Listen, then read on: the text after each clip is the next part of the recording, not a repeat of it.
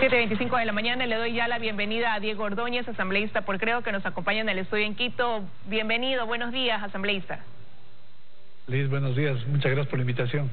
Gracias a usted por estar hoy en este espacio. El día de ayer el país fue testigo de un discurso dado por la presidenta de la Asamblea, donde dejaba evidencia de este deseo de poder contribuir con la gobernabilidad, y por otra parte un discurso del presidente Guillermo Lasso, esperanzado en ello, en que ese sea el camino para poder construir este Ecuador del encuentro. Pero ¿qué tan viable, qué tan real podrá ser pasar de la buena intención que hay en las palabras ya a los hechos?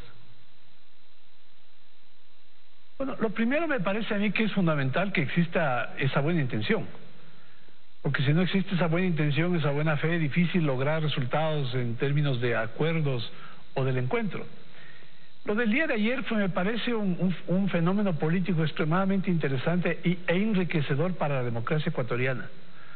Hubo un diálogo espontáneo entre el presidente de la República y la presidenta de la Asamblea, con un discurso, cada uno expresado en sus términos, que coincidían, que le daban contenido, que dieron esencia, que dieron identidad a esta palabra del encuentro.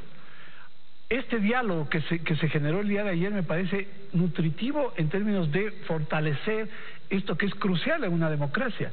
Es la predisposición a acordar, es la predisposición a llegar a entendimientos y de esa manera construir pues una sólida base en la que se puedan sostener los acuerdos de las políticas públicas en largo plazo.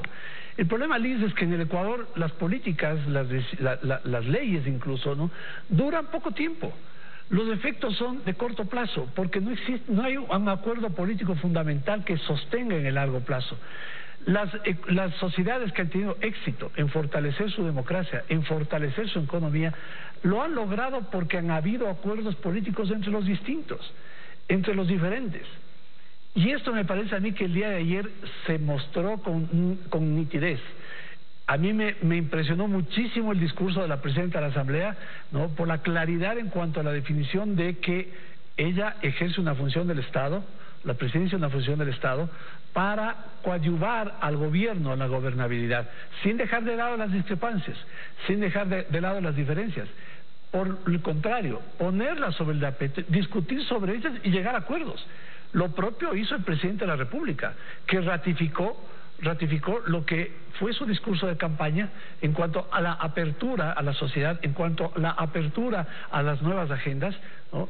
Y su discurso culminó con la declaración de que era un presidente de una república laica. Yo creo que esto, lo que sucedió el día de ayer, transferido, digamos, a hechos, va a hacer que el Ecuador encuentre una ruta de entendimiento y de progreso. Asambleísta, claro, la expectativa es enorme en torno a eso, y varias veces el presidente Guillermo Lasso hizo mención en su discurso a Guadalupe Llori, no solamente como presidenta de la Asamblea, sino como esa lideresa amazónica que forma parte también de un movimiento indígena que tiene gran representación en la Asamblea. Quizás el poner en contexto y darle realce a eso también va encaminado a lo que usted dice, a poder sostener en el tiempo esos acuerdos a los que se llegó entre los diferentes para poder conformar e integrar la Asamblea. Había una imagen, ¿no?, del movimiento indígena a partir de lo sucedido en octubre del año 2019. En realidad hubo ahí sin duda mucha infiltración, ¿no?, de otros intereses políticos, de intereses golpistas y de cierto sector radical, ¿no?, que pues no tiene disponibilidad a conversar, que cierra las puertas. En contraste de eso, pues el día de ayer observamos una representación ejercida por la presidenta de la Asamblea, Guadalupe Llori, del movimiento indígena, convocando al acuerdo, convocando a sentarnos a solucionar los problemas. La presidenta de la Asamblea dijo: necesitamos vacunación, necesitamos crecimiento económico, inversión responsable, llamó ella, y necesitamos empleo. Bueno, si esos son los objetivos, hay que poner eso por delante, no los dogmas, no las consignas. Las ideas sirven para nutrir estos propósitos, pero no tienen que convertirse en un obstáculo para poder llegar a entendimientos. Y si el Ecuador necesita esto, objetivo fundamental en el corto plazo, la vacunación para reactivar la economía. Acabamos de escuchar al ministro de Turismo. ¿Cómo depende un sector tan importante de la economía ecuatoriana de un proceso eficiente de vacunación? Necesitamos empleo, pero para empleo necesitamos inversión. Y la inversión tiene que darse en varios ámbitos de la economía, en la obra pública, en el sector privado. En fin, todo esto supone, digamos, demandaría, ¿no?, una respuesta que no sea dogmática y que tenga relación con la realidad. Eso también lo dijo el presidente Lasso. En ese sentido, el presidente quizás Lasso dijo, hay que hacer un ejercicio de realidad. Y en ese sentido, quizás, asambleísta, claro, los puntos de lo que necesita el país están claros. El reto estará en el camino a seguir para llegar a obtener esos objetivos. Y se lo preguntaba yo porque desde la bancada, por ejemplo, de Pachacutic, hay asambleístas con gran representatividad que han dicho que no son oposición, pero que también van a esperar a los hechos. No solamente se puede dar paso a creer y basarse en lo que digan las palabras, sino esperar también a los hechos. Así como desde un lado se espera lo que ellos vayan a hacer, también ellos están a la expectativa de lo que se vaya a cumplir en torno a lo que ellos han marcado como su hoja de ruta en la Asamblea. En esos términos de lo que el día de ayer se conversó en los discursos, ¿no?, en este diálogo que se dio entre el discurso de la presidenta Yori y el presidente Lasso, hay que redefinir lo que se debe entender en una democracia como oposición. Oposición no es obstaculización. Oposición es una forma de pensar diferente. Y en el contraste de lo que plantea el gobierno y la oposición es donde se busca el entendimiento.